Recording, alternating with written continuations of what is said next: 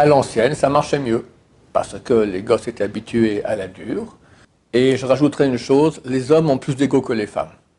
Je pense que c'est la bonne méthode, mais c'est toute une éducation à faire. Hein. Mais t'as rien compris, mon cher ami, c'est exactement le contraire. Et c'est une révolution. Et les gens ne sont pas prêts à ça.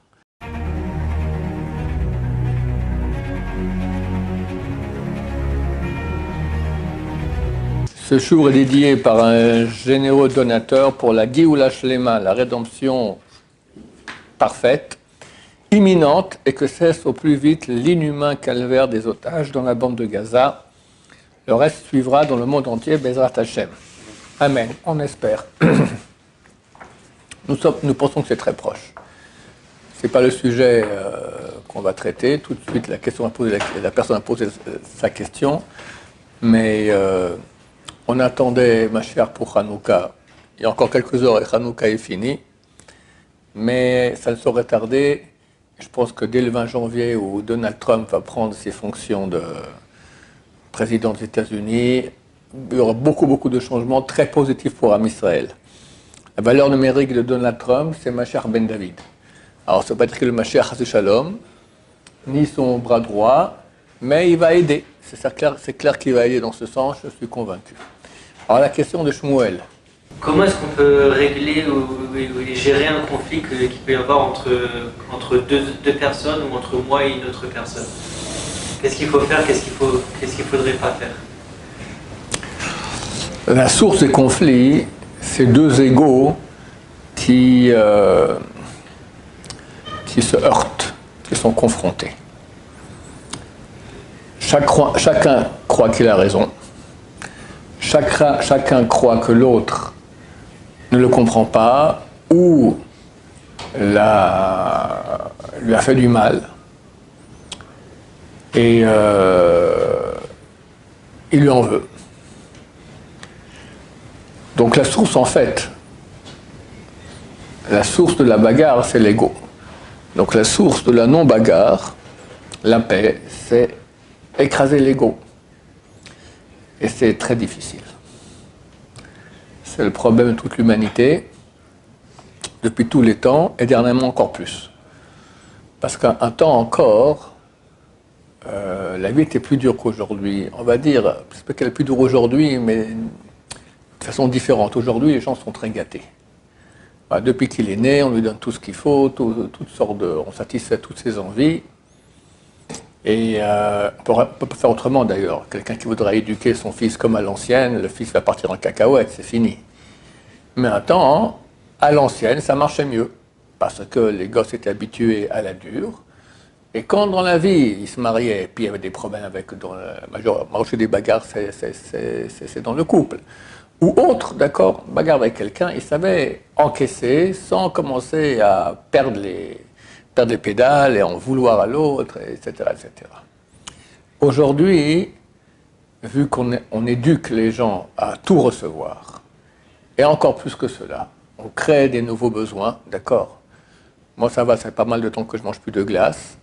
Mais un temps, on avait une glace, c'était un bâton avec une glace. Maintenant, il y a toutes sortes de choses. D'abord, tu as la croûte de fromage, après la glace. Après, tu as une deuxième de fromage de chocolat, après la glace, après, tu as encore une deuxième, et puis après un autre goût.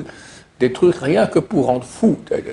On parle maintenant à qui tu donnes ça, pas à des grands adultes qui savent se retenir des grands plaisirs de ce monde-ci. Des grands plaisirs, je parle de la glace, d'accord, à des enfants. Tu vois les enfants déjà, on leur propose un petit truc sucré qui est doux, d'accord, je sais pas, n'importe quoi, un truc rouge qui est avec un peu de sucre dedans, ils deviennent fous, Donc on va leur donner bien pire que cela.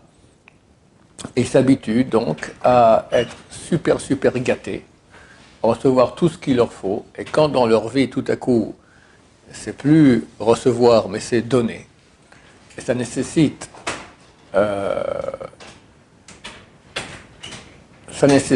d'abaisser son ego. Quand tu donnes un vrai don, tu as moins. Il faut accepter d'avoir moins. Et les gens n'ont pas ça. C'est très dur pour eux. S'ils donnent, ils ont l'impression qu'ils ont donné 1 million. Tu as donné le minimum nécessaire pour que ça tienne. Donc, vu que tu as donné 1 million, tu veux qu'on te redonne 1 million en guise, d'accord, en retour. Mais c'est pas possible. Donc comment faire lorsqu'on voit deux personnes qui se bagarrent pour calmer? Ben, il faut essayer d'aller voir chacun, et si c'est soi, se voir soi-même aussi, et expliquer ce que je suis en train de dire. Que chacun a ego, il est touché avec l'ego. Et c'est dommage, parce que l'ego, c'est la partie animale qui est en nous. Il faut le convaincre de ce que disait le Rav Steinman, dont c'était le Yortzat il y a une semaine exactement, il y a 8 jours, c'est la veille de Hanouka, il disait sans cesse, sans cesse, sans cesse, qu'il fallait apprendre à levater. En hébreu, en français, ça veut dire céder. C-E-D-E-R. Céder. Et il disait, il y a un verset que tout le monde connaît, j'étais jeune et j'ai vieilli, jamais vu un sadique abandonné. Lui disait autrement une autre version. Il a dit, j'étais jeune et j'ai vieilli, jamais vu quelqu'un qui cède, qui perd. Il faut expliquer ça aux gens. Les gens pensent que lorsqu'ils cèdent, alors ils perdent. C'est-à-dire que sur le moment, c'est comme ça. Tu as cédé. D'accord, une bagarre, je ne sais pas, qui va manger la partie du gâteau. Je te donne un exemple, n'importe où quelqu'un a construit dans l'immeuble un endroit, ça lui prend une petite partie à lui, enfin, ouais, etc., etc. Quand quelqu'un cède, il a l'impression qu'il perd. Il ne se rend pas compte combien il est en train de gagner. Combien il gagne. Et ça nous dit le Rav Steinman, qui était le grand de la génération, qui est mort à l'âge de 105, 106 ans, qui en a vu, c'est connu. On dit qu'il n'y a presque pas de personne aussi perspicace, aussi intelligente sur Terre que lui. Dans la vie pratique, d'accord, il avait une intelligence de vie phénoménale. Donc ce qu'il faut, c'est former les gens dès maintenant, depuis la plus tendre enfance, à savoir levater, à savoir céder. Et après, quand il y aura une bagarre, plus facilement, il saura céder. Mais si le monsieur il a un ego qui est immense, infini, et je rajouterai une chose, les hommes ont plus d'ego que les femmes. Et tu as beaucoup d'hommes qui ont l'air des gens bien, puis quand ils se marient, on voit que ce sont, je n'ai pas d'autre mot que des ordures. Il y en a tellement. Ceux qui s'occupent un peu des couples, et ma femme s'occupe beaucoup de gens comme ça. Mais c'est impensable, les hommes, à quel point ils sont tordus. Rabben Chitrit, qui est un bon collègue, alors il a fait un espèce de sa femme à l'oraison funèbre, j'étais présent. Ben, à moitié, il a parlé de ça. Il n'a pas parlé des femmes, il a parlé aux hommes, d'accord. Je suis content de voir qu'on est d'accord sur ce point-là, que lui, il s'occupe énormément de Shoma, etc. Et les hommes, ils ont un problème, ça va, t'as un ego, là. Tu te fais guili-guili, c'est fini, t'oublies pas pour des mois, ou des semaines, ou des jours. Ça va, écrase-toi. Notre partie divine, elle est s'écraser. Quand on parle de l'homme le plus grand qu'il y a eu sur Terre, c'est qui Moshe Rabbeinu. Il avait sûrement beaucoup de bonnes qualités. Je pense qu'il avait les meilleures qualités au monde, à tous les niveaux. La Torah va citer qu'une seule qualité qu'il avait. Vaïsh Moshe Anav Me'od, Mikol Adam Asher al Pnei Adama. L'homme, Moshe, est très humble, plus que tous les êtres humains qu'il y a sur Terre. En passant, c'est lui qui a écrit ça. Hein. C'est pas très humble d'écrire une chose pareille. Mais il savait qu'il n'a rien fait pour. Il avait toutes les choses, toutes les qualités. Personne, jusqu'à aujourd'hui, jusqu'à l'époque messianique, Mashiach sera au moins égal. Il n'y avait pas de plus grand dirigeant, pas de plus grand prophète, pas de plus grand héros, pas de plus grand faiseur de miracles, pas de. Et néanmoins, alors il aurait pu se dire, bon, c'est quand même quelqu'un. Rien. Pourquoi? Parce que quelqu'un qui est dans la vérité, il sait qu'il est créé. Et toutes les qualités qu'il a eues, eh ben, il les a reçues. Et même s'il dit non, mais j'ai bossé très fort pour les qualités. Ok, mais qui t'a donné la force de bosser? Qui t'a donné l'envie de bosser? Qui t'a donné l'idée de bosser? Tout provient d'Hachem. Donc, nous tous vivons dans un monde mensonger terrible. Et à la tête de ce monde, il y a je. Moi, et encore moi, et encore moi, et encore moi. Et si tu réfléchis, comme dit le Ramban, celui qui cherche les honneurs, tout le monde aime les honneurs. Fais un compliment, t'es content. Il dit, l'honneur, c'est l'habit d'Hachem. Hachem, Geout, Lavesh Hachem. Dieu s'habille avec Geout. Geout, c'est Geout. Grandeur. Hauteur. D'accord? Hachem s'habille avec l'honneur, parce qu'à lui revient tous les honneurs, mais pas à nous. Et quand quelqu'un cherche les honneurs, il s'habille avec, il vole l'habit d'Hachem pour lui-même. T'as vu qui je suis? Pauvre type! Pauvre type! Tu te prends pour quelqu'un, mais t'es rien. Maintenant, je m'inclus aussi. Nous tous, on a des pensées comme ça, mais il faut comprendre que c'est du mensonge. La vérité, on n'est rien. Et celui qui arrive à ce niveau-là d'humilité, alors il peut laisser Hachem rentrer en lui. Maral de Prague l'explique ça. Il dit que chacun, il a un orgueil. Un moi. Tu en as un moi qui s'arrête à 10 cm, un moi qui s'arrête à un demi-mètre, un à 1 mètre, un à 1 kilomètre, il prend le monde entier. D'accord? Mais tous ces moi empêchent Hachem de rentrer en lui. Il ne peut pas rentrer. Comment c'est écrit? C'est écrit que celui qui est orgueilleux, Hachem dit, lui et moi, on ne peut pas habiter dans le même monde. Il repousse les pieds de la Shrina. C'est terrible. Quelqu'un sans Shrina, il n'a rien, il peut être que maudit. D'accord? Toute la réussite de quelqu'un, la vraie réussite, des fois, Dieu, il donne une réussite à quelqu'un pour l'enfoncer encore plus. Ah, t'aimes le kavod, t'aimes les honneurs, tiens, je te donne de l'argent aussi, tu seras fichu. D'accord? Des fois, ça peut être très souvent, l'argent, c'est marqué Kesef Shamour le Baalav les Raato. C'est marqué que Dieu garde l'argent de quelqu'un pour son mal. Faire attention. Je connais quelques riches qui sont humbles, mais il y en a très très peu. Très très peu. Donc, le Maral de Prague dit, vu que maintenant tu prends de la place, tu ne laisses pas la Shrina rentrer.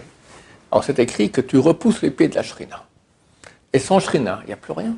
Nous, qu'est-ce qu'on veut sur Terre? Le vrai but, être proche d'Hachem. Celui qui, la Shrina vient, très bientôt viendra Mashiach. C'est la seule chose qu'on verra sur les gens, c'est à quoi la réussite? Quelle est ta proximité de Dieu? Combien tu as de Shrina sur toi? C'est exactement ça, c'est ce qu'on doit chercher. C'est le top. Le top, il n'y a pas plus. Je vais raconter déjà ce Chidouche. Je vais raconter parce que ça va avec la paracha de cette semaine qu'on va lire après-demain. Lorsque Yosef se dévoile à ses frères, il dit Ani Yosef, je suis Yosef. 2 mots. Chazal on dit Oilanu miyom adin, oilanu miyom atochecha. Malheur à nous le jour du jugement, malheur à nous lorsque Dieu va nous corriger. Quand? Très bientôt, Mashiach va se dévoiler. Et Hachem va dire Ani Hachem, je suis Dieu. On verra la présence de Dieu. La honte, la honte, la honte, la honte. Oilanu, malheur à nous, malheur à nous. Et la suite du verset dit Velo yachlu echav la'anot oto. Ses frères n'ont pas pu lui répondre. Il leur a demandé est-ce que mon père est vivant? Ses frères n'ont pas pu lui répondre car ils ont eu peur de sa face. Demande à Sheikh HaKadosh pourquoi c'est marqué ils ont eu peur de sa face? Ils ont eu peur. Ils ont compris qu'il s'était planté pendant 22 ans. Ils croyaient qu'il était passible de mort. Ils l'ont vendu, il était esclave, il a tellement souffert. Ils voient maintenant c'est le vice-roi. C'est pas le vice-roi. Le roi a dit il y aura seulement le trône qui sera au-dessus de toi. Rachid dit on m'appellera le roi. Mais le vrai roi c'était Yosef, c'est lui qui gérait tout. D'accord? Et l'Égypte, à l'époque, c'était plus que l'Amérique aujourd'hui, c'était la superpuissance mondiale. Donc ils voient que leurs frères, qui croyaient être ils l'ont recherché, un esclave, je ne sais pas où, quelque part, dans des situations misérables, c'est le roi du monde. Ils ont eu peur. Alors pourquoi c'est marqué Nivalou Mipanav? Ils ont eu peur de sa face. Des Nivalou, ils ont eu peur de lui. Le Sheikh HaKadosh dit quelque chose d'extraordinaire. Il dit, il est interdit de regarder un mécréant. Un mécréant, il a des forces impures sur lui. Ou quelqu'un qui se met en colère, par exemple. Même si ce n'est pas un mécréant, c'est un sadique, mais il s'est mis en colère. Quand il est en colère, le sitra achra, le côté négatif, rentre en lui. Ce type-là, il représente les forces du mal.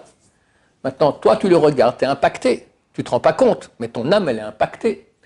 Donc c'est clair que, aux yeux des frères de Yosef, Yosef, c'était un mécréant. Le roi d'Égypte, sûrement pour être roi d'Égypte, il a dû mettre en prison, torturer beaucoup de monde, comme beaucoup de dirigeants dans le monde.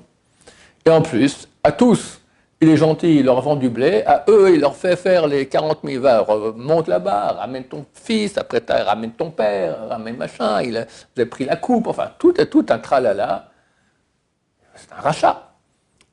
Étant donné que c'est un rachat, ils l'ont pas regardé. Ils l'ont pas vu. Ils ne regardaient pas sa face.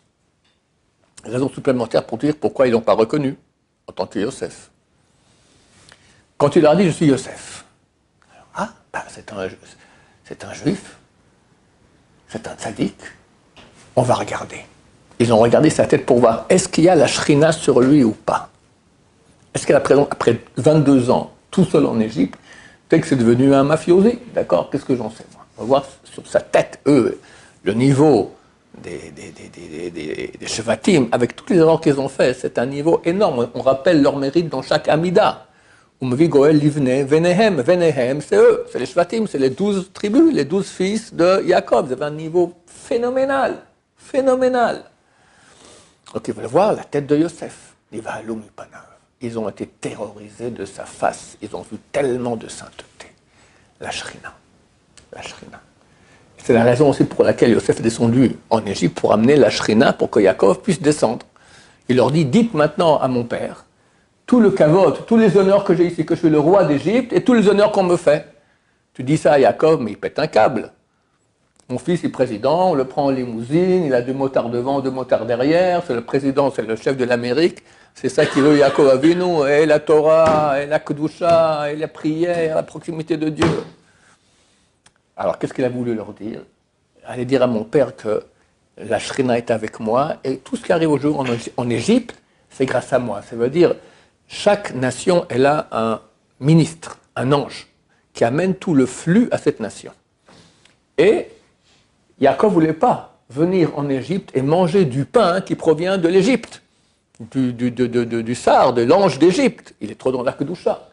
Alors Yosef lui dit, c'est fini, c'est moi qui ai remplacé. Tout ce qu'il y a eu maintenant, 7 ans d'abondance, tout ça, c'est grâce à la Shrina. C'est moi qui suis devenu, mais grâce à moi maintenant, qu'on passe maintenant par le tuyau de la sainteté, tu peux venir. Bah, je suis président, j'ai une limousine et des motards, d'accord?